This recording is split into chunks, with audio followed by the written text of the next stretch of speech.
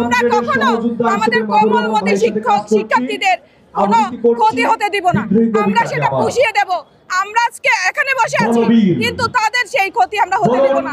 প্রয়োজনে আমরা তাদেরকে বন্ধের দিনে, ছুটির দিনে এক্সট্রা ক্লাস নিয়ে, এখন আমরা এক্সট্রা ক্লাস নেই, আমরা আমাদের কাজের বাইরেও এক্সট্রা ক্লাস করি, কিন্তু আমরা তখন আরো বেশি সময় দিব।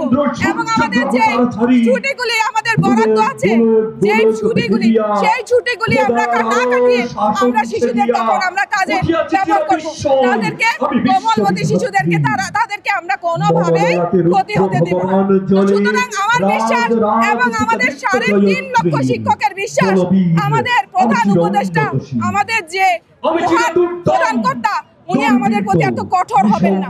উনি আমাদের বলেছেন, আমরাও জানি, কিন্তু আমরা জানি 3.5 লক্ষ শিক্ষক যখন একসাথে আছে, কখনো কোনোদিন কোনো কিছু সম্ভব না। 10-এর লাঠি 1-এর বোঝা, একটি লাঠি দিয়ে ভাঙা যায়, 10টা লাঠিকে ভাঙা যায় না।